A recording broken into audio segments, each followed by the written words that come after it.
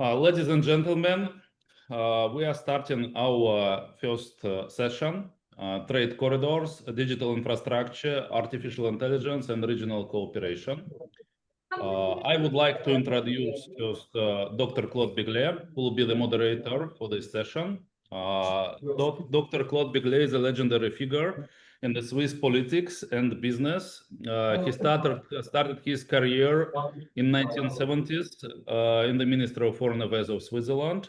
He did one crazy exercise. He traveled by car from Switzerland, I think, to China, crossing that time Iran, Afghanistan, and other countries on the way in 1970s. He was working for Red Cross. He had a very important mission in Lebanon during the conflict time, that time. Then he went to the big business. And he was in the DHL. He was a member of the board of DHL, TNT, and other organizations. He worked for Philip Morris. He was also top manager in Nestlé. And then he decided to go into the Swiss politics. He was elected as a member of the federal parliament. And on top of this, he has a startup business, which is no more startup, but it started as startup some years ago, which is called Swiss New Water. He is bringing innovations to do new technologies, which is very ecological and green, for cleaning water and producing disinfecting liquids. And I will give the floor to Dr. Begle. He will continue as a moderator, and then I will later join to the discussion as a panelist. Thank you. Claude, please. Thank you very much for the introduction. My turn to do the introductions. Yes. Yeah. So in the panel, I'm very happy to be together here with Murat, Seitnepesov, who doesn't need an introduction because he's quite famous. Murat is a mixture of an entrepreneur, a visionary, intellectual, scientist, traders, successful businessman. I am very impressed by the quantity of projects which he has launched, from very down-to-earth trading to how to organize the logistics of the ships, to optimize the trading, up to sometimes projects like how to predict the next pandemic. So Murat could have been born probably in the Renaissance, where you had those people who were touching all subjects. They were artists as well as scientists, as well as business people. He really has many chords to the art. So, and a very, very good specialist of the Caspian area.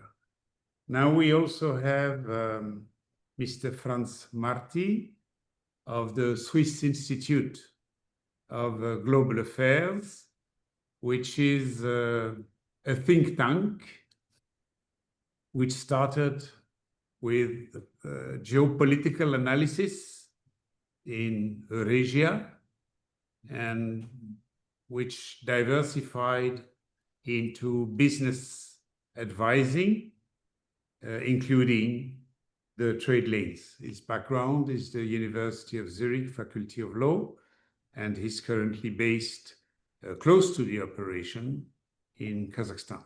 Kyrgyzstan. Kyrgyzstan. Yeah. Then, Thanks for having me. Then we have Anar Yusufzada, who is an Islamic finance professional,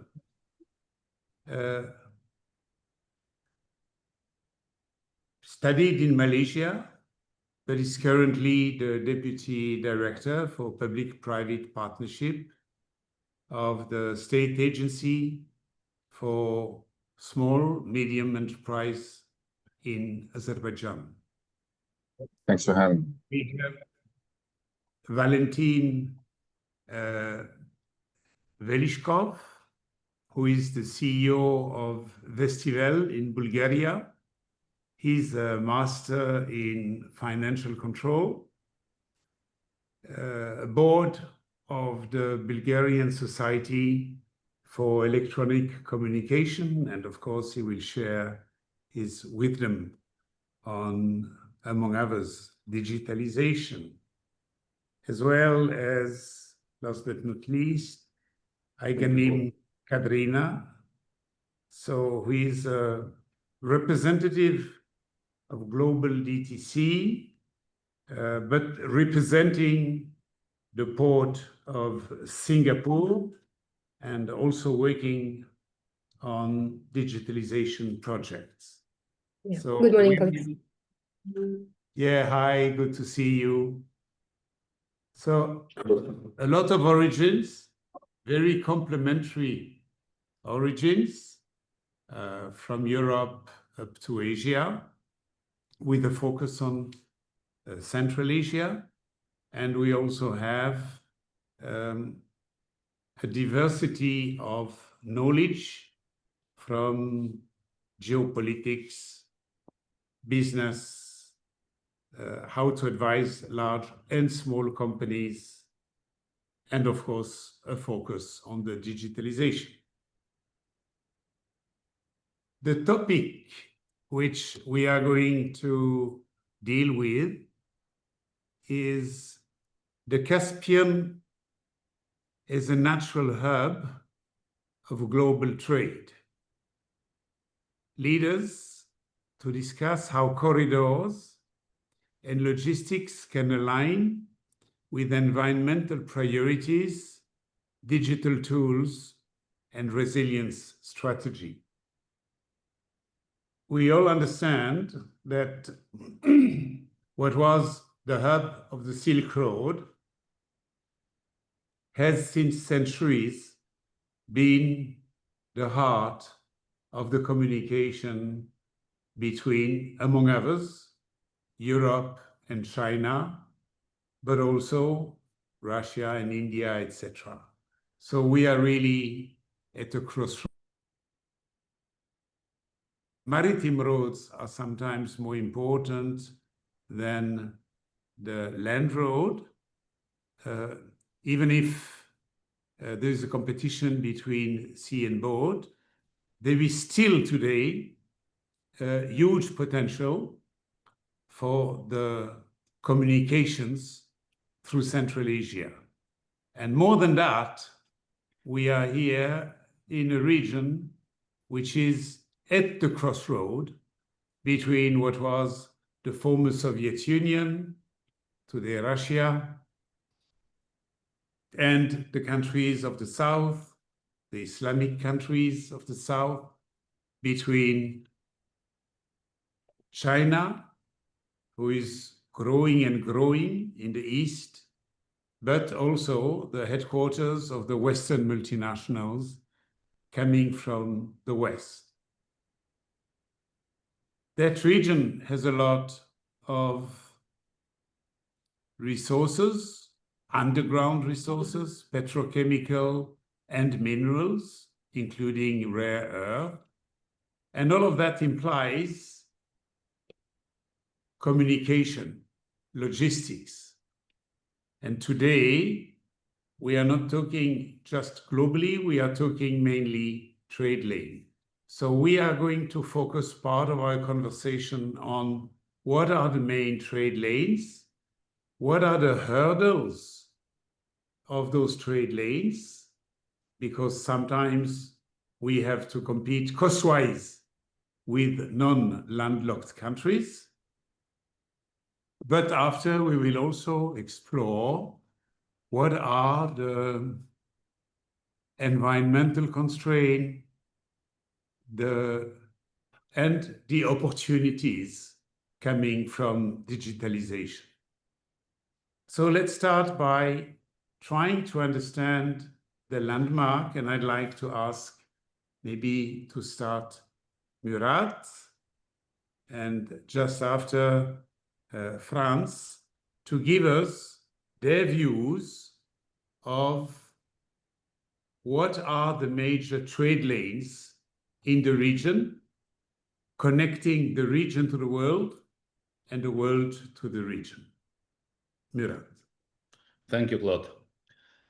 Just before going to the topic, I'm actually surprised that we have two speakers today. One is Anar Yakupov, second is Anar Yusufzada, who studied in Malaysia Islamic finance. And just before the first session, we had a keynote speech from Tun Dr. Mahathir Mohamad, who was the prime minister at, I think, at the time of your study, yes, Anar? Yes, correct, correct. Yeah, he was. And A lot of contribution from Malaysia to this. yeah, I see here, yes. And actually, using the opportunity, I would like to say that next April, we are planning to do Greater Caspian ASEAN Economic Forum in Langkawi Island in Malaysia. We will start planning immediately after this conference will be over. We'll start more or less from the next Monday. That's why everybody welcome who can listen to me. Yeah, now coming back to the Greater Caspian region, in particular to the Central Asia and the Caspian part of it. As I told, Greater Caspian region consists of 18 countries. It's a Central Asia, Afghanistan, Pakistan, 5 littoral states of the Caspian Sea, South Caucasus, and Black Sea countries. And we have here on the stage, two representatives from Switzerland. One, I am originally from Turkmenistan, one from Bulgaria, one from Kazakhstan, and one from Azerbaijan, Anar. And in our activity, we are focusing, the main focus, of course, is going to the Central Asia and 5 Caspian littoral states. And then I will focus also in my analysis on this. Particular Central Asian countries are these countries quite unique in the world because they are completely landlocked, first of all. And we have Uzbekistan, which is double landlocked country, only one in the world such existing. There is also Liechtenstein, but economically is a part of Switzerland. We don't consider it as a separate economy. And it means that there are plenty of resources in the region, like for oil and gas. Turkmenistan standalone, having 4th biggest in the world natural gas resources, for example. Kazakhstan, metals and minerals, Tajikistan, metals and minerals, Kyrgyzstan, metals and minerals, Kazakhstan, oil and gas also, Uzbekistan, metals and minerals, Afghanistan, Azerbaijan. In Azerbaijan, even gold production, as I know, there are some deposits of gold there, basalt and other really interesting things, and also alumina and, of course, oil and gas. And the main question, how to develop these economies, how to move these assets outside the region to the world market. And here we are coming to the complex logistical exercises, so-called multimodal transport corridors. Everybody now knows about Middle Corridor, although this initiative was initiated maybe just before COVID, like 7-8 years ago. Now it's quite famous in the world, on the world scale. Everybody knows Belt and Road Initiative from China, Chairman Xi, which was announced in 2013 in Kazakhstan in his speech in the university in Kazakhstan. Beside that, there are Trans-Caspian corridors. Beside that, there is an old corridor north-south, which is now again revitalized and being developed. There is an old and new corridor going through Afghanistan because the government in Afghanistan changed, and then there was a really dropping of transit volumes, now restarting again. And there are a lot of opportunities. The question is how we will deal with this, because we have quite complex geopolitical situation in the region. There is a war going on in the region between Russia and Ukraine. There are some other complications. There are sanctions against Iran. There is a non-recognition of Afghanistan government on the world scale. Many complications, many problems, but many opportunities. And here the issue, the main topic is how we are going to develop the logistics connectivity of the region, keeping in mind all these problems, complications, limitations, and so on. That's why We believe here that this task is not possible to do on the level of one particular or 2 or 3 particular countries. It should be done only on the regional level. And corridor, we should bring the corridor mentality widely adopted in the region. The corridor mentality is that if there are like 10 segments of the corridor, logistics corridor, if one segment is not working well, the whole corridor is not working well. It is even useless to develop all other segments without sorting out problems of in particular, it's called bottleneck segment. And we saw this when the war started. Everybody tried to move their cargos to the Azerbaijan-Georgia, Turkey corridors. And first month, there were bottlenecks everywhere, problems, and transit time reached up to 60, 75 days to go through this corridor. Later on, it was sorted out, but we saw how it's working. Oh, there was a container crisis during COVID. Suddenly, lack of containers, container rates went really to the sky, up to $20,000 per transportation of one box from China to Europe, which was completely crazy. This gave a big boost to the middle corridor because suddenly middle corridor became the very cheap solution in comparison with the container freight rates. But now container freight rates, ocean freight rates went down. Now middle corridor facing very big competition. That's why this is about how we are going to develop all these corridors. First of all, on the cooperative basis, without tough competition and economic fight. At the same time, improving logistic connectivity, improving capacity of all these corridors, standalone, but also together. And this is important. And there are many disputes are going on, like, okay, for these corridors from the Central Asia, whether it's enough capacity or not to move the potential cargos. And I will rather say there's practically enough capacity.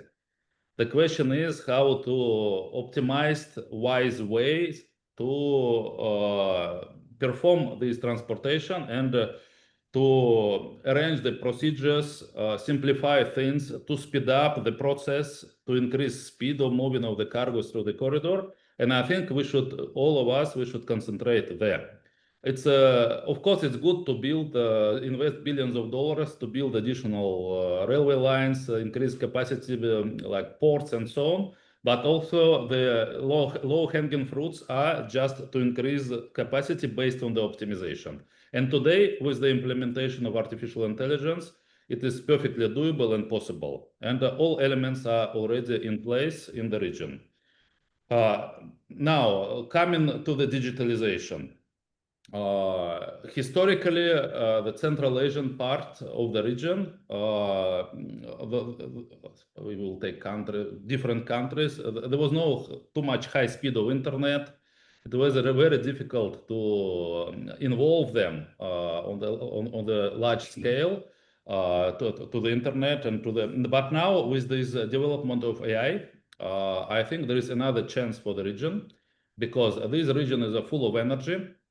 We talk about Tajikistan, we talk about Kyrgyzstan, plenty of hydropower. We talk about Turkmenistan, Azerbaijan, Kazakhstan, Uzbekistan. We have solar, we have wind energy.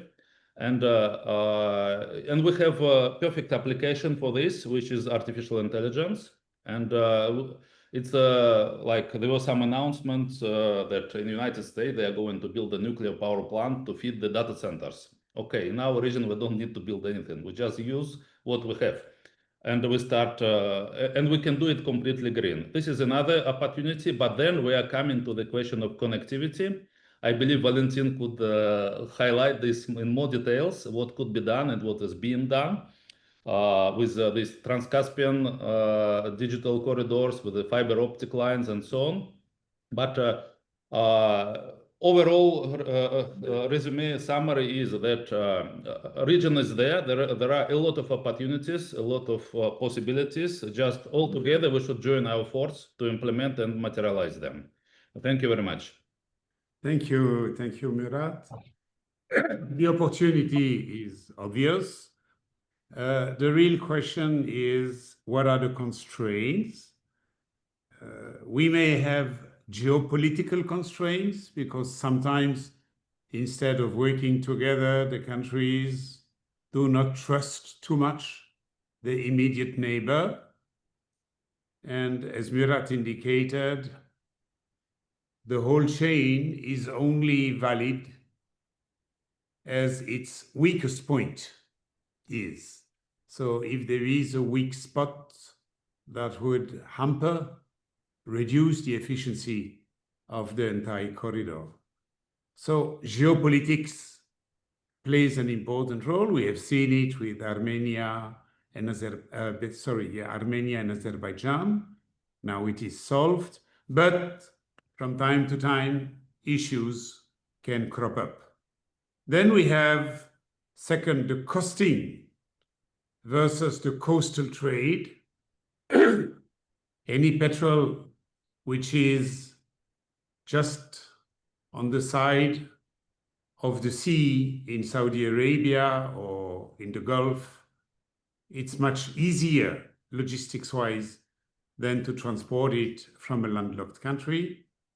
We have the bottleneck of the existing physical infrastructure, for example, the size of the railways, the distance between the rails. We have the problem of availability of containers and the return of containers. We have the digital connectivity. So I would be grateful to know Franz's opinion a little bit about the opportunity, but very much trying to identify what are the constraints so that we can after address them one by one and see which the solutions could be. Franz. Thank you very much. Given that Murat already outlined the many opportunities and that I guess they are well known to our listeners, I will only concentrate on constraints. And I mean, the list is endless of practical problems. So I will just highlight some bigger ones. While the current capacity might theoretically be sufficient for the current cargo volumes, there are on several stages, there are problems. For example, the port in Oktau, where most containers go through, is described by everybody who has transported stuff there as subpar, to put it diplomatically. So usually their containers get holed up for various reasons for weeks. That's completely normal. So often we hear the advertisement that it's possible to ship a container from China to Europe in 2-3 weeks. But this is the minimum time that it usually stays in Oktau. It's very difficult to pinpoint the exact reasons for this. It's probably a mix from different things, that there is not optimal management of the port, that they struggle with all the infrastructure, and that the shipping capacity, or at least the shipping schedule, is not that well organized that you can transport this. And if transport volumes, if cargo volumes should increase, double or triple, as some people expect, this would obviously be like way worse. In the Caspian Sea itself, given that that's the title of our session and the whole event, right now the shipping capacity is sufficient, but there is a problem that there are, for example, very few container ships on the Caspian Sea. And if the cargo volume and the interest is, especially in containers, should increase that much, a representative from Cosmopolitan's float, the Kazakh float, for example, described it as we need a whole new merchant navy, a whole new ship. And Kazakhstan, for example, has no shipyards, so they can't build the ships themselves there. It's possible to buy ships from elsewhere and bring them either in part or fully into the Caspian. But that's also a little bit difficult because the Caspian Sea, despite its name, is actually a lake. And the only way into the Caspian Sea is sailing a ship through the Black Sea, the Sea of Azov, up the Don, the river in Russia. And then the Russians built a canal connecting the Don with the Volga, and then again down the Volga into the Caspian. So there, this is possible. Kazakh and Azerbaijani officials and people involved there say that this is very much possible. It's a little bit expensive. It takes time. But if this should happen more often, it might also be a capacity constraint, because you can only put that many ships through there. Plus, in my opinion, there might also be a political question. Depending, for example, if the ships are for the middle corridor, that is not necessarily in Russia's interest. Will Russia give the permissions if this should become like standard practice? So Kazakhs assure me, for example, that they have good relations and that this will work. But in my opinion, the question mark remains. Baku is probably the port is the farthest ahead. But also there, the issue is the second development phase, which is absolutely crucial if the middle corridor should reach this potential, is promised since years. I believe this year now some work actually started, but it's still like the timeline is still very much unclear. So certain things are in place, but then, and to be fair, that's not special to the region. Big infrastructure projects get always delayed, but it's very often difficult to have a clear information on the timeline. And that's especially for business an issue because they would want to plan ahead. In fact, for example, some businesses say if transport through the middle corridor takes longer than 2 weeks, that's not the main issue. If it's certain and if you all the time know how long it takes, they could plan. But for example, with the situation in Okta, I'm told by various people who have transported things, the problem is you never know how long it will be hauled up.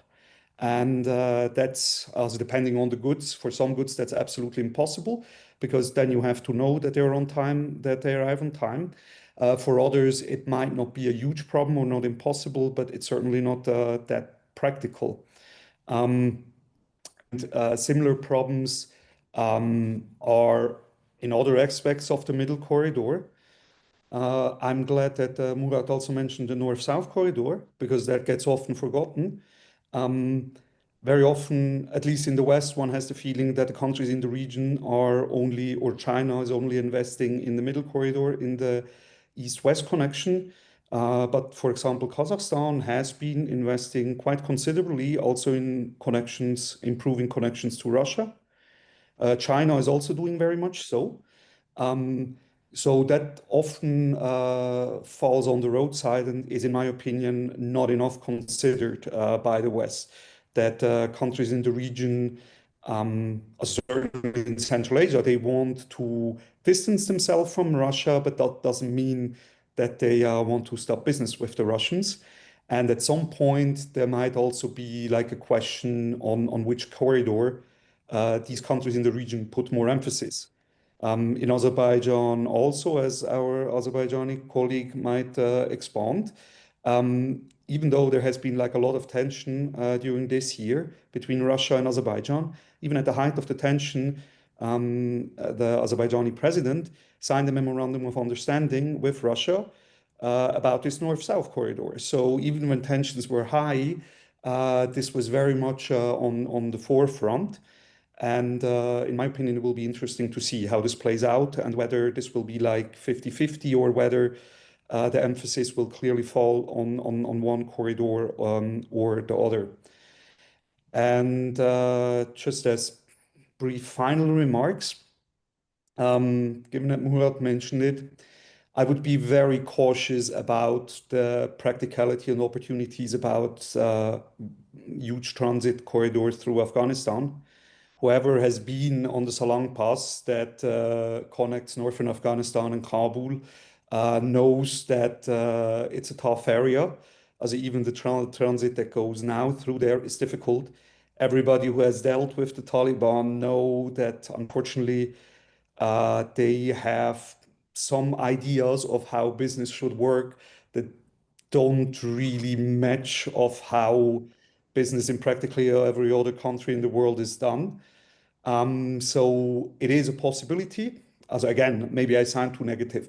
Those are all great possibilities, but I think one should not forget The constraints were also energy-wise. Yes, it's true, there is a lot of water power in Kyrgyzstan, but also Kyrgyzstan is like, or has been discussing the construction of a nuclear power plant. I guess this won't happen, but yeah, it just shows that it's really much more complicated when one goes into the details. Once again, I was probably too negative, but I thought I emphasize what is less heard. But in general, of course, completely agree that there are also a lot of opportunities that Murat described much better than I do. Yeah, yes, I will just do some short intervention because little bit to bring positive mood again to the discussion. Yeah, no, thank you, Franz, for this really good overview on the constraints, problems, complications, and so on. Just a few comments for the shipbuilding industry in the Caspian Sea. Azerbaijan, Baku shipyard is doing perfectly well. They already did many projects. Now Turkmenistan started already to build ships on the Turkmenbashi shipyards. And there are actually two shipyards in Kazakhstan, one in Aktau, one in Kuryk. And I think it will be their turn now to start building ships also on that infrastructure. Infrastructure, again, is available. The question is how you use it, the optimum and wise way. And we have one more constraint. We will discuss about this tomorrow at 10 a.m. There will be a session on the climate change, adaptation, and so on. But we have a huge problem in the region, which is shallowing of the Caspian Sea. And again, this is not even the problem of one particular country, not even the 5 littoral states of the Caspian Sea. This is the problem of the whole region, and I will rather say the problem of the whole world. Because and this is really a big problem, and we need to unite our efforts to work on this. And Azerbaijan took initiative. I saw recent speeches of the President Aliyev about shallowing of the Caspian Sea. Also from Lila Aliyeva in London, there were presentations about that topic. I think this is very important to raise, to bring attention to this, because useless to build infrastructure if in 10, 20 years, this infrastructure will not be used at all. I'm talking about the ports, I'm talking about particular ships design and so on. And I think this is the problem which we should work together on it. But I will stop here.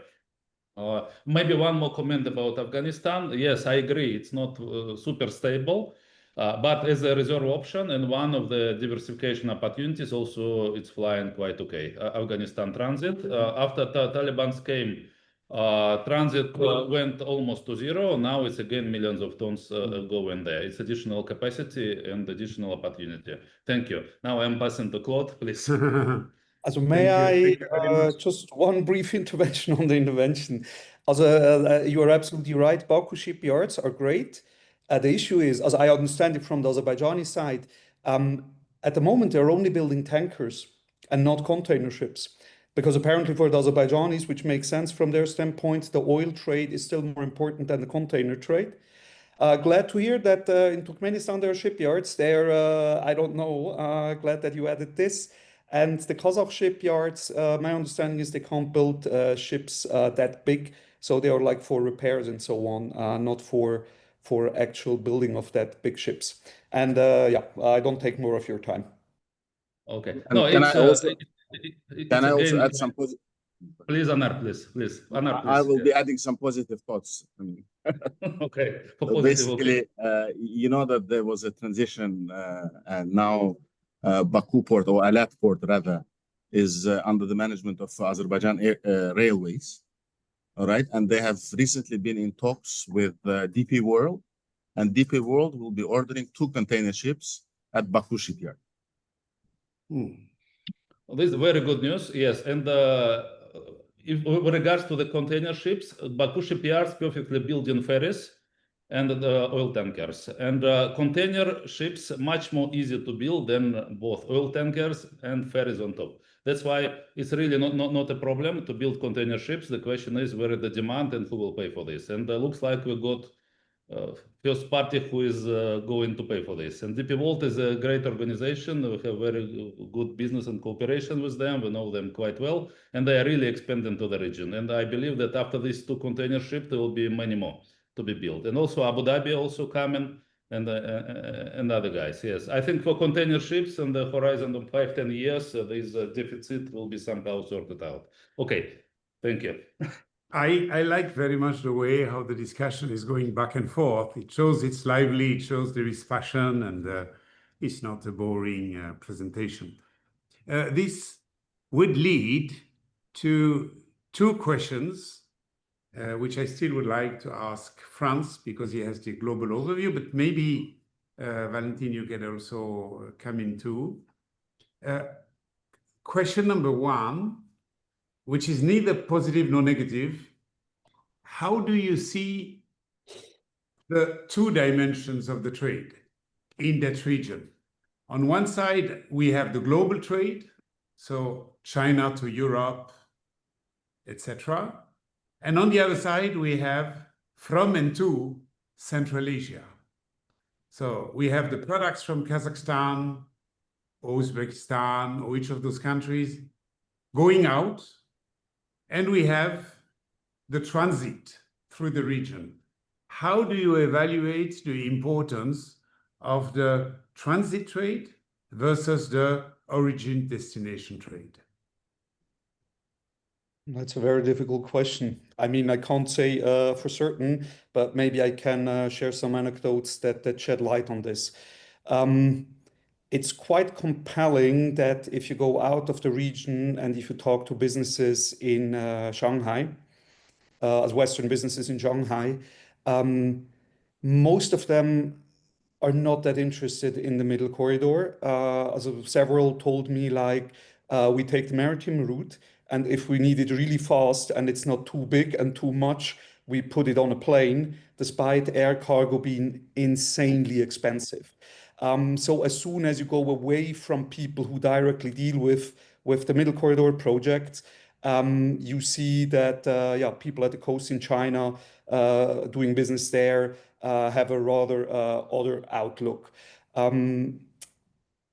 Paired with this, there are not few experts who say in the end, this middle corridor idea will probably be more about the trade between the West and Central Asia and China than between the transit from China to Europe.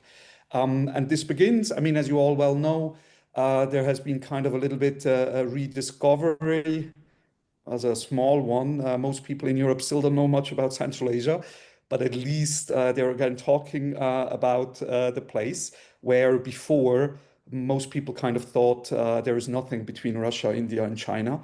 And people are also interested in whether there are business opportunities here. I was just recently told that European clothing manufacturers are more and more looking to Uzbekistan, because Uzbekistan obviously has, as with the cotton industry and with also a long tradition of textiles, they have a lot of opportunities there. And given that it's an emerging market, there is interest in such businesses.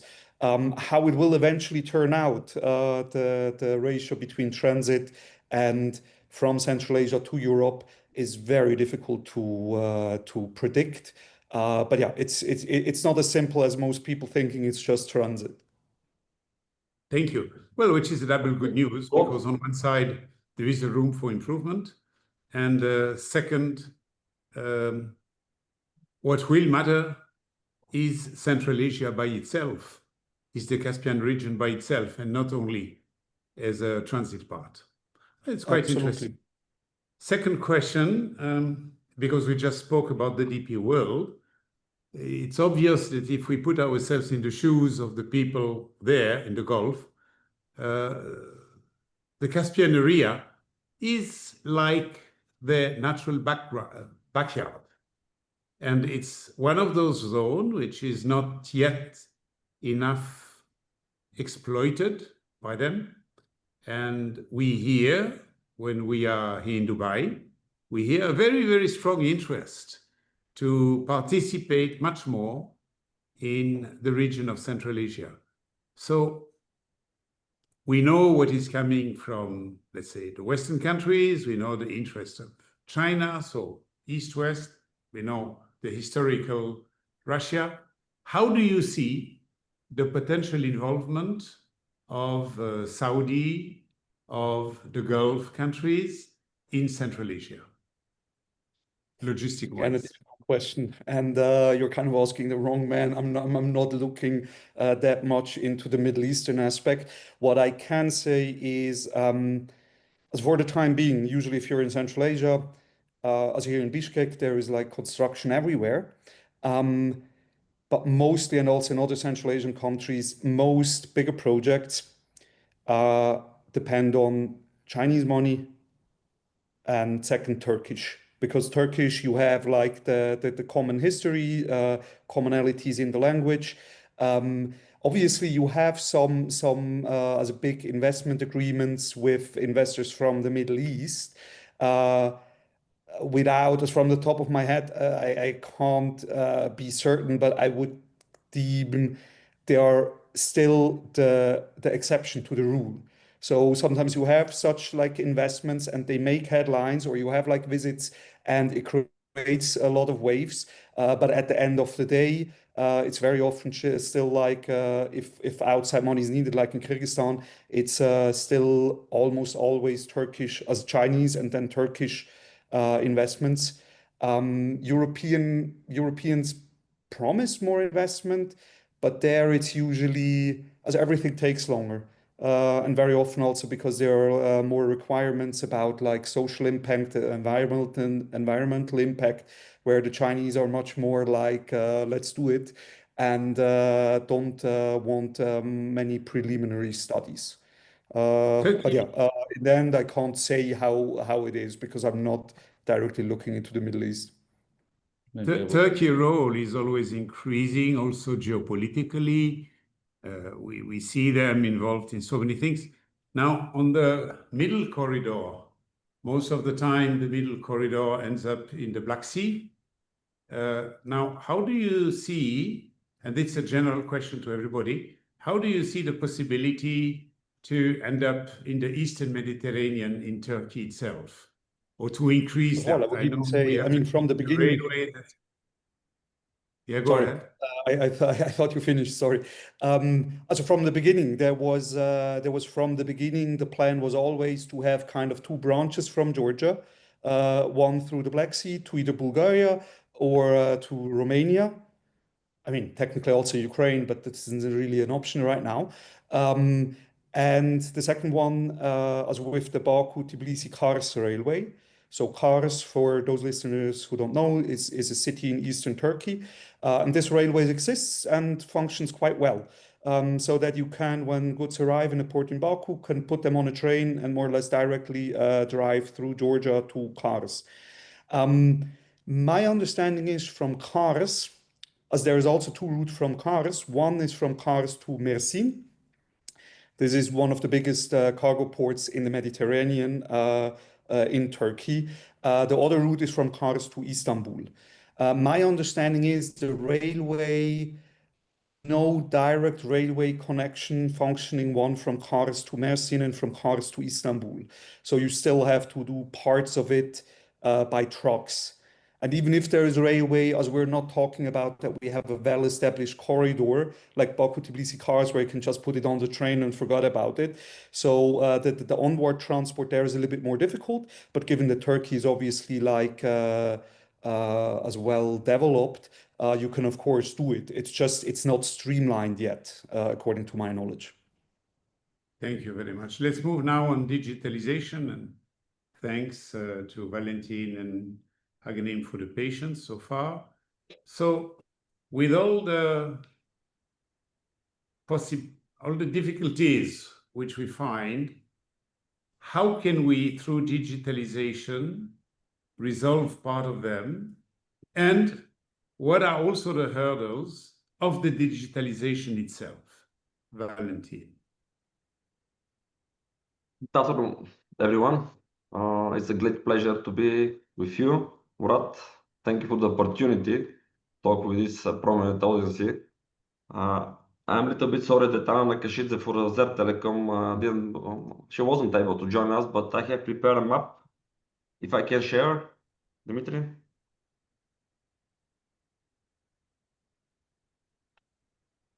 Hope you're seeing my screen.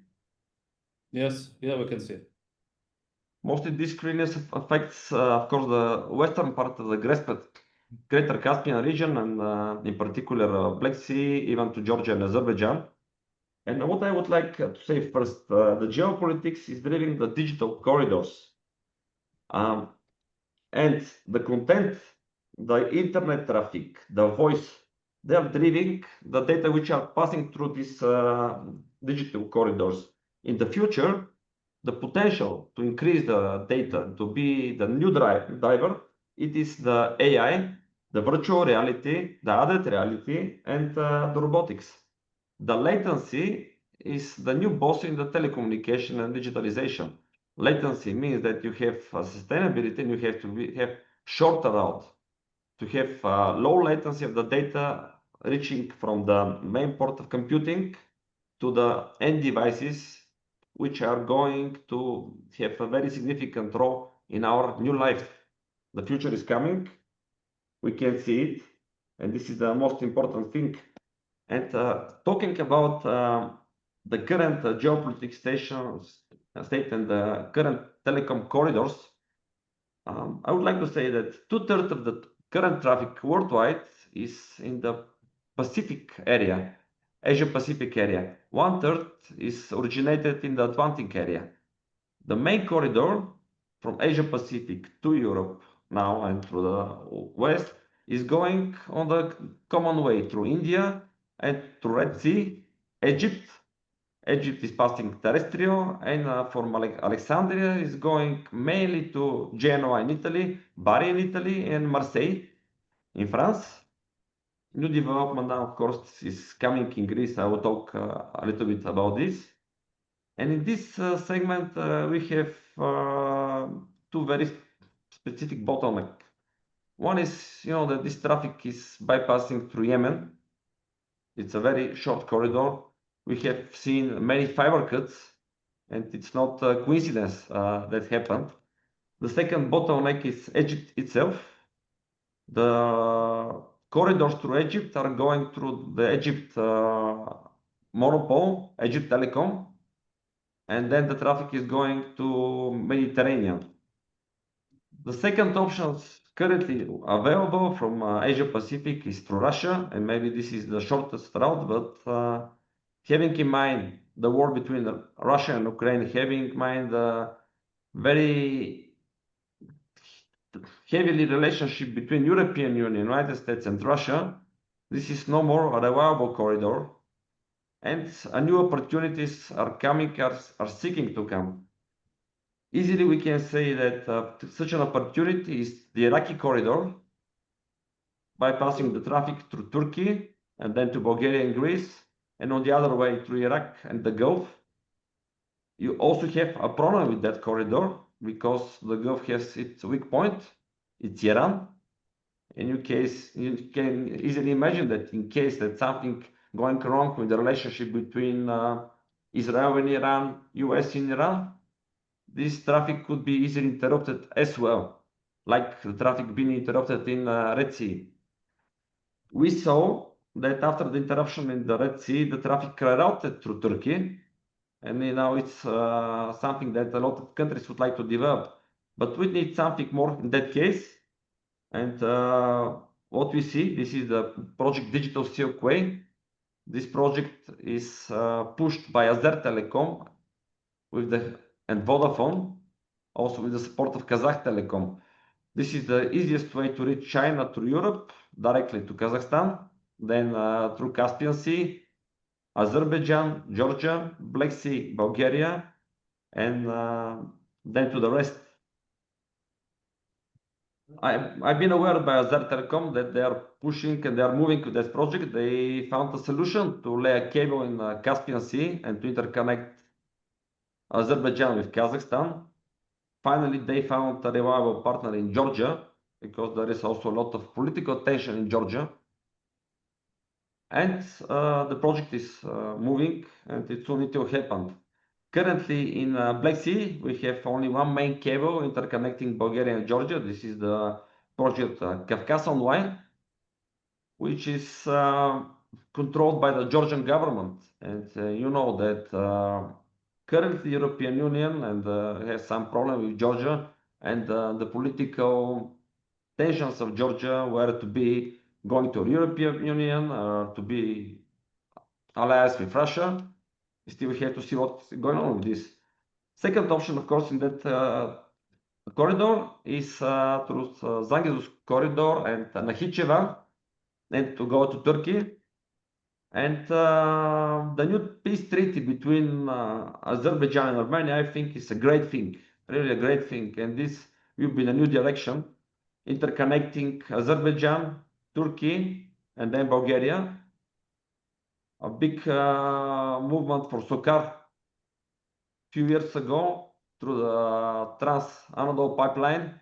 They've installed a huge optical infrastructure, diverse infrastructure, and this is they were going to change the paradigm in the Turkish market. For the time being, the Turkish market is very closed for foreign players. It's driven only by the local players like Türk Telekom and Turkcell, controlled by the Turkish government. But Sokar, as the biggest international investor in Turkey, has this unique role to change the paradigm and to create more opportunities, which also will increase the significance of Turkey itself, will bring more traffic to Turkey, and will connect the world from Caspian to Europe. What you can see on the map is our project, the Balkan Digital Gateway, and we are developing this project exactly at that sense, to interconnect the East-West corridor and the South-North corridor. There was questions, Claude, how we can impact, how we can connect the Gulf, Saudi Arabia, and the surrounding countries with the Caspian area, Caspian region. And this is the answer to your question. Obviously, the current connection through Iran is slightly impossible. It's something that most of the players are not going to invest in, but the interconnection through Turkey is one of the ways. The second way is to go for the new route, going from Israel, from Aqaba, Israel, then to Greece, and from Greece to Turkey or Bulgaria, back to the Caucasus area. And of course, we have here the Egypt route, currently working, well developed.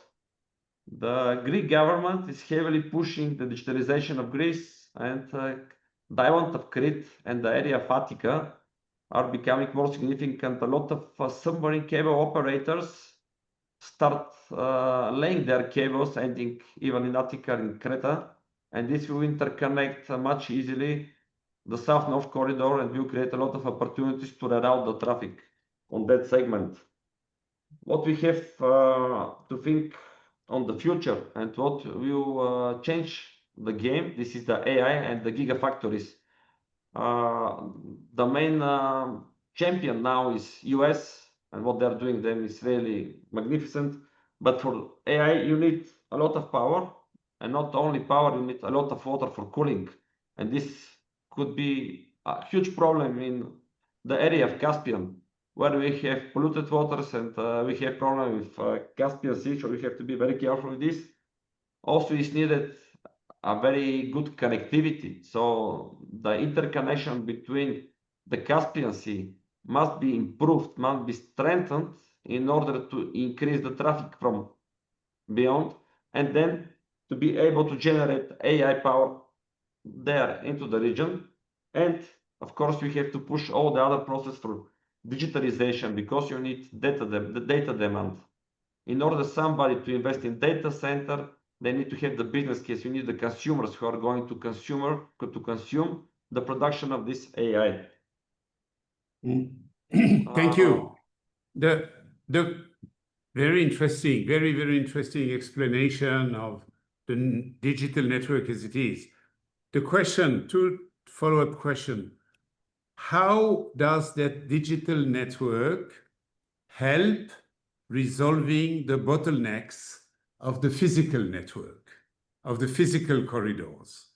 So we know that it's the case, but maybe give for the audience a few concrete examples how the digital corridors will help resolving the issues of the physical corridors.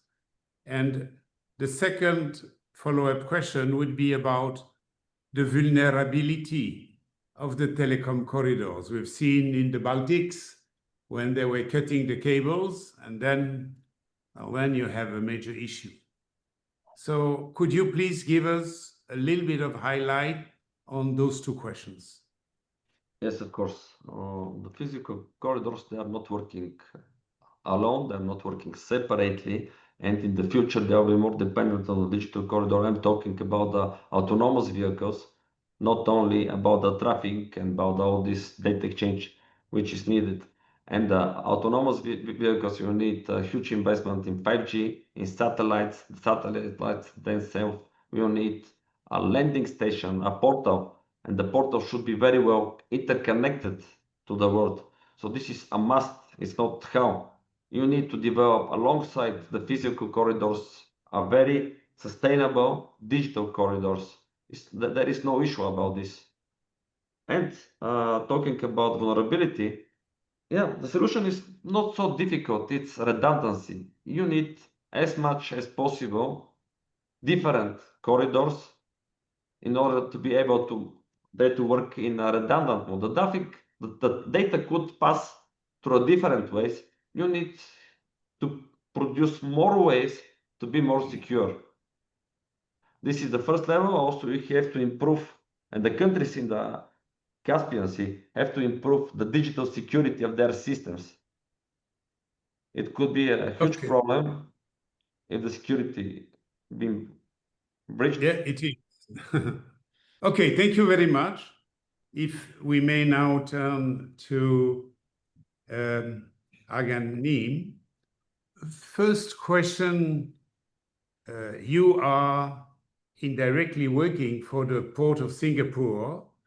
What has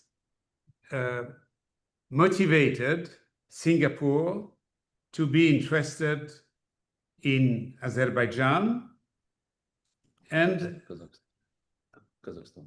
in Kazakhstan? Yes. Yeah, and the second, you are also working with FIATA.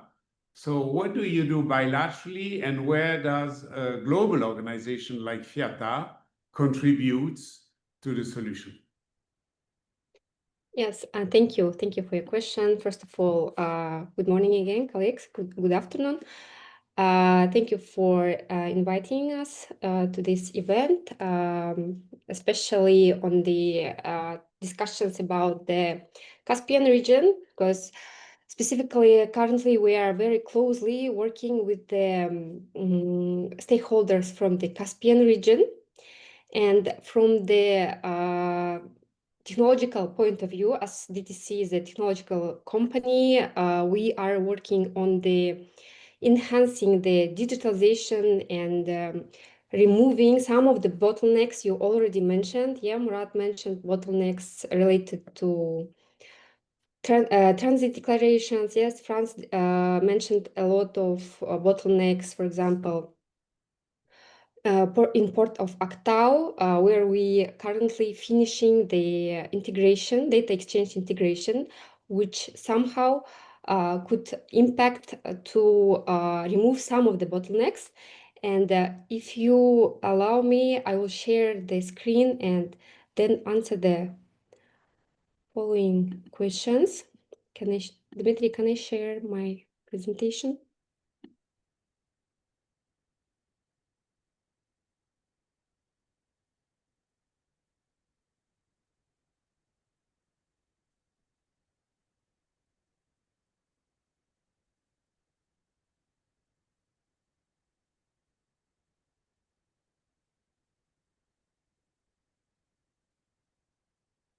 Yeah.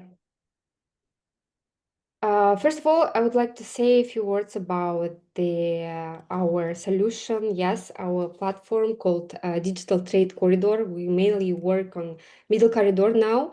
Our solution is a neutral, global, multimodal, next generation digital logistics platform. platform is a holistic solution for integration several participants of the logistics process, like railways, port, customs, and logistics service providers into one ecosystem. The mission of our platform is simple but yet transformative, to turn traditional transport routes into smart, trusted, digitally connected corridors. Yes, and answering a question about the why Singapore is interested, we are actually the member of PSA group. PSA, as you know, the operator of the Singaporean port.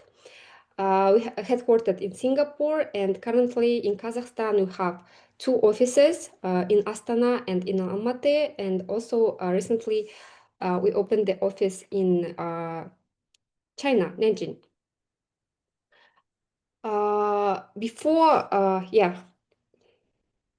Let me quickly mention all the flagship solutions we offer to digitalize the middle corridor.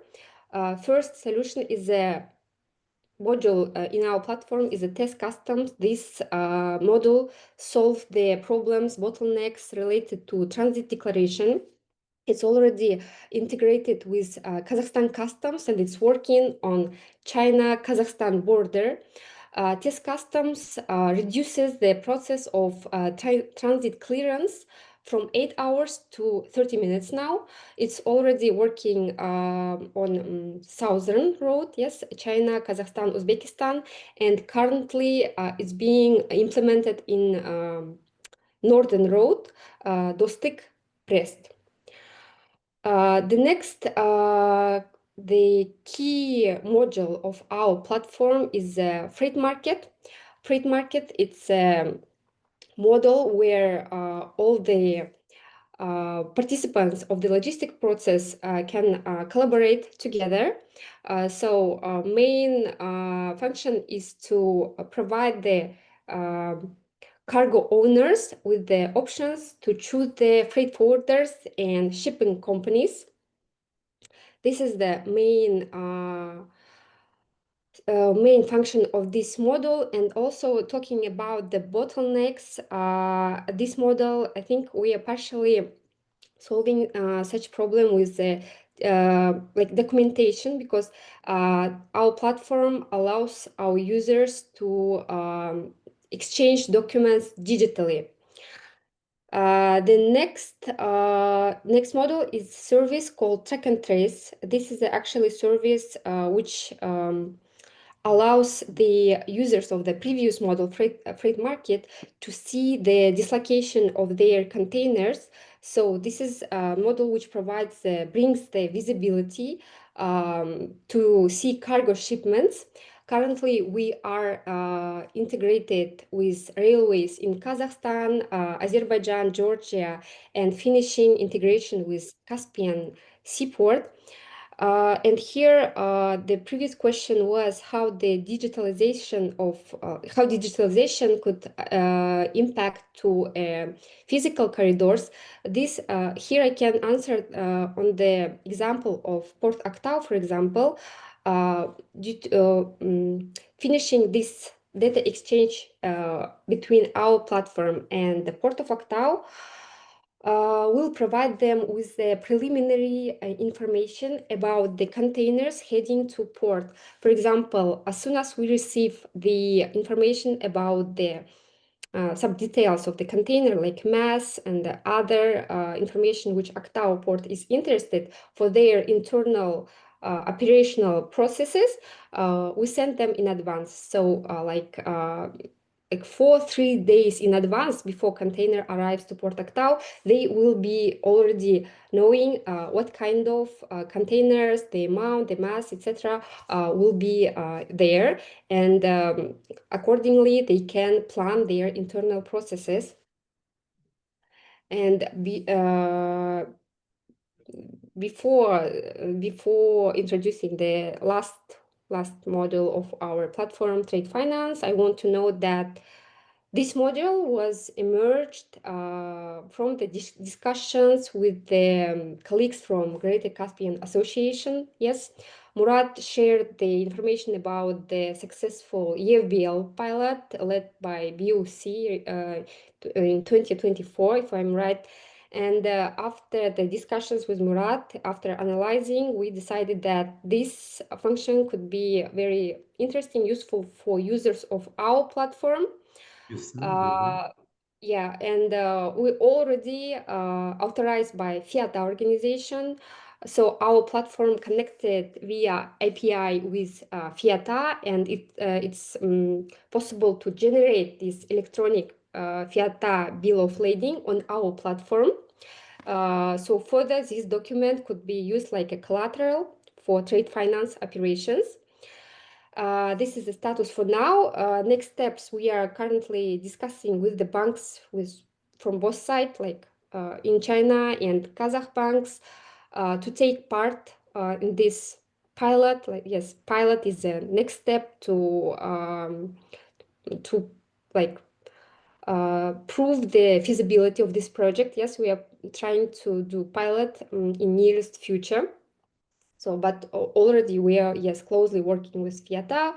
We signed all the necessary documents with them, and this the most necessary part, like API integration and creating this document, is already working. Mostly that's it. Just to mention, because yes, colleagues already was speaking about in the beginning about the environmental effects. Yes, we were also thinking about what our platform can contribute to this question. And last year, during the COP29 event, sorry, in Baku, we signed the declaration with PSA Group and Trans-Caspian International Transport Route about the jointly promoting the CO2 footprint decreasing among the middle corridor. And as a first step, what we are doing, we are implementing this calculator for carbon emission calculation. We adopted the accredited and certified tool from PSA Group. And currently we are technically implementing to our platform, so the users of all that models like freight market and other models could calculate preliminary CO2 and then give them opportunity to choose, for example, lower carbon options. Yes, if there are several options. So in short, that's it. So our digital trade corridor is trying to solve some bottlenecks along the middle corridor using technology, using the data exchange, with providing with the necessary information to the main stakeholders. That's how we do, from the technological point of view. And of course, there are many other bottlenecks.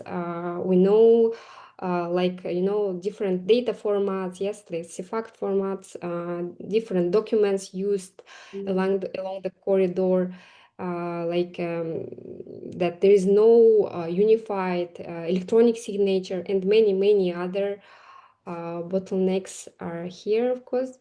So that's what we've done for now, and we have, of course, for the further plans to enhance the digitalization in this region. Thank you very much. Thank you. It's a very holistic project. Good luck. Yeah, thank you. It's huge to have all of that put together, but it's the right approach. I would have a lot of questions, but since time is a little bit short, so you may. Yeah, people can contact you. You are showing here your addresses. I just would like to switch to Anar, and just as a follow-up of what was just said, all those projects imply multi-stakeholders. For example, I remember in ASEAN, when they tried to have the single portal, it was one single portal, but the way how Singapore would implement it or the way how Cambodia would implement it was very different. So it's a highly professional on one side, it was more difficult on the other side. So one thing is to have one look, one direction, but the second is to have the technical ability to manage the tools. So in a PPP, you are typically putting different people together and trying to get the best of them, knowing that they are not always perfectly looking eye to eye. So my question to you, coming back to the very initial comment of Murat, who was speaking of the trade corridors mentality. So we need to have a mindset in order to put all those elements together, the physical corridor, the digital corridor, all the requirements, so that the chain would go smoothly. So what is your view, you who know so well about the public-private partnership and who has worked with financing of those things, what would be your recommendation to move ahead? Thank you very much for having me, first of all. And you see, for us, what is important, like if we're looking at the region in total, we are, most of us here in this region are having Soviet past. All right. So basically, we know many things about standardization. We know how things are done and synchronized if we have one center. So the challenge now is that we don't have that center. All right. So previously, everything was linked to Moscow. So basically, if you look at the routes, if you look at how the trade was happening between us, it was all done through a center, which geographically doesn't make sense. You know, I mean, for us to move all the goods to the north and then later on, you know, exchange them, you know, it just doesn't make sense. You know, and there is a very good initiative by ITFC, which is Islamic Trade Finance Corporation of ISDB Group. So they have this new initiative, which is called Trade Connect Central Asia Plus, where they have all these states of the Central Asia plus Azerbaijan, because, you know, Azerbaijan is in Caucasus. So where they are trying to bring all these member countries, they would have included Armenia and Georgia, but because they are not a member of Organization of Islamic Cooperation, so that's why they are not included. But generally what they are trying to do, they are trying to synchronize this, right? Because what this test customs by DTC is doing is actually very great, all right? I mean, what is important for the customer especially is for his goods to be tracked, is for his goods to be, I mean, he doesn't know who is carrying it. Is it Kazakhstan Railways? Is it Azerbaijan Railways? Is it the Georgian Railways or whoever? I mean, what is important for me, I need to know that my cargo has left China and it will be reaching my port in, I don't know, in Bulgaria or in Italy or even in Turkey by certain time. So this is why I believe what should be done, and which is actually being done, is to synchronize these processes between us, all right, between the countries that are being involved in here. And the comment was here that middle corridor is not really popular. I mean, some countries are using it out of necessity because of the war in Russia and some other geopolitical calamities. But I believe, you know, with this joint effort by us, by the member countries or who are the participants in this middle corridor, I believe that we can make it very popular. If we are taking the experience of Azerbaijan and what Azerbaijan has done in this, you know, President Ilham Aliyev is always very pragmatic. I mean, when he looks at things, I mean, he says that something has to happen. And that's why now we are really trying to do it with Armenia. We have had a route through Georgia. We know that we're a landlocked country. Yeah, we have an access to a sea, which is Caspian Sea, which is landlocked itself. So that's why we need to look for the routes out. and we even have an agreement with Iran. So we always have these alternatives. All right. If one doesn't work, then the other will be utilized by us. All right. So I believe all of these players should be understanding this, and they should be having these alternatives, because we know that geopolitically we are in a region which is very important. Thus, it may not be stable. All right. So there could be some, like Franz said, Kazakh partners are saying that they have very good relationship with Russia, but it is not in the interest of Russia to have things moving through this region. Again, if we are looking at it from a pragmatic point of view, Azerbaijan, previously our oil was moved through Russia, again, through Novorossiysk port. But we have built Baku Tbilisi Ceyhan and Baku Tbilisi Erzurum.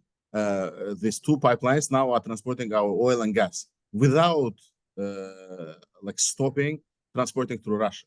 All right. So now, of course, it's much decreased after these new pipelines. So basically, this was always the approach of Azerbaijan. We always have alternatives. All right. If one doesn't work, the other does. So I believe all the other participants should also be taking this into consideration. And also, I mean, we know that geopolitically now the Suez Canal, I mean, the Yemeni route is being challenged. So I don't know if you have noticed, but on the 14th of October, very recently, China and Russia, they have signed a Northern Sea Route agreement. All right. So basically now they would like to be utilizing the Atlantic Ocean, I mean, to move the goods, which is also shorter, which is basically not burning fossil fuel because it's nuclear. All right. I don't know how, if it is very much environmentally friendly, but that's what they're claiming at least. All right. So these are the other challenges that are happening. I mean, there are many challenges that are happening very fast. All right. So that's why I believe in order for us to be competitive, we need to be able to synchronize at least the processes, customs, and all these bottlenecks have to be overcome by all of us. And again, with this, I would like to bring an example of Kazakhstan Railway, which I believe is very active. What they do, they have a very good partnership with the Chinese counterpart, Xi'an Port. They wanted to be to buy a stake at Azerbaijani or Alat Port. They are very much involved with the Poti Port in Georgia. So that's why what they are doing. I mean, if you cannot change your partner, I become the partner. All right. So basically, they go and buy the stakes at the bottlenecks or the areas that they identify as bottlenecks, and they try to work it out. So I believe that would be my comments on this. Thank you. You mentioned 3 key points. One is synchronize. The other one is that Islamic State organization would be geographically much more coherent with the region than moving the things to the north to Moscow. Correct. And you said the middle corridor, which was not so popular, we can make it possible. Any link between those 3 points? Any link between those 3 points? And how do you make the middle corridor more popular? Oh. All right. So if we start from the point number 2, where there'll be more trade intra-trade between the region, basically we will need it for ourselves. All right. So what we are doing, rather than considering ourselves as a transit corridor, a transit countries, we need it for ourselves. All right. So basically, Kazakhstan has something that the Caspian or the Caucasian region, it is wheat.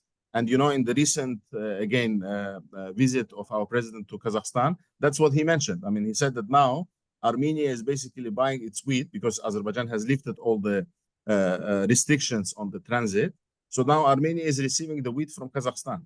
All right. Basically, we need each other in many fields. If this is identified, actually, it is identified already in the program. I can even mention some of the areas that are being identified. So it is agro, processed foods, petrochemical derivatives, plastics and metal, light industry, machinery, all this.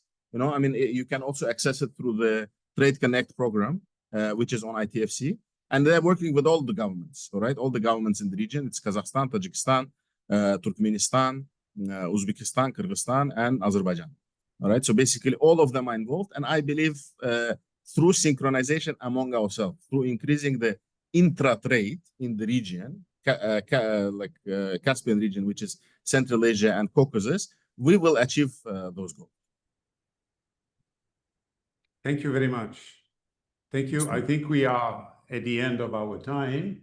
Maybe each of you, 1 or 2 sentences as a conclusion on how we can make those trade lanes, physical, digital, partnership, private, public, inter-government, more efficient. Okay, maybe we will start from Franz, and then Yes, and then we go, and then I will. yes. Franz, please. Thank you. Basically more from what is being done now. Nowadays, Central Asian governments cooperate with each other, talk a lot with each other. 10 years ago, this was not the case, or way less. And there are big opportunities. I just highlighted all these problems because I think to seize the opportunities, it's necessary to be honest and critical about the problems that are on the way. Thank you. Thank you, Franz. Anar? I mean, just to add some more positive notes to what Franz has said, I very much agree, with what he said. I mean, in order to treat the illness, we need to identify it or diagnose it first. But then I would suggest to go to a good doctor. Thank you. Valentin? Cooperation, public-private cooperation, of course, and don't forget the European program, Global Digital Gateway, aiming to connect Europe with the surrounding countries, and especially the Middle Corridor. It's a great initiative in the logistics and in the digitalizations, and a great opportunity. Aiganym? Yes, I'd add that we can make, by digitalizing the Middle Corridor, by integrating all the transport and other stakeholders, maybe by using the unified data sharing platform, we will speed up some physical corridors. Yes, by digitalizing the digital corridors, we'll speed up physical corridors. Thank you. And let's leave the word of the end to Murat. Yes, I'm quite impressed from this discussion, the results of this discussion, and particularly impressed the progress on the DTC side, Port Singapore. And during COVID, I was in Singapore and I met with the top management of Port Singapore, and they told me an interesting observation. They told, our mentality is the elephant mentality. And if you see in the main office of the Port Singapore, there is a statue of elephant. And I asked why it's elephant. And they told, we have elephant mentality. We know where the end of sugar plantation. If we are starting moving, sooner or later we will reach it. And I hope that, and I believe that Port Singapore already started business in our region through the subsidiary DTC. They already have an interest. This is biggest in the world port and container operator for containers. They have worldwide infrastructure. And I believe that in the very nearest future, they will reach all these goals. Also, I'm happy to hear from Anar that Islamic Development Bank also advanced a lot on this. And then we can also use this opportunity for development of the region, but also DP World. They were already in Kazakhstan some years ago. Then they reduced their operations. Now they're in Uzbekistan. Now they start doing substantial business in Azerbaijan. They even have interest in Afghanistan, and very intense discussions are going on. And hope they will be also a very good partner for the region, together with Abu Dhabi ports, who are very active in Kazakhstan. And I think the solution to solve all these issues, I will not say problems, to be positive, it's a long-term coordinated strategy for the whole region, for all countries, for all stakeholders, for the businesses, and also for international partners. Thank you very much. Claude. Thank you all. Thank you very much for your time. And I think, very rich contribution. Have a good evening. Thank you. Thank you. And Thank our you. next session is at 5 p.m. Baku time or 3 p.m. Central European time. Will be about venture capital investments, private equity, and technology. Thank you very much for your participation. Thank you. Thank you. And let's keep in touch. Thank you. Thank you. Also- Thank you.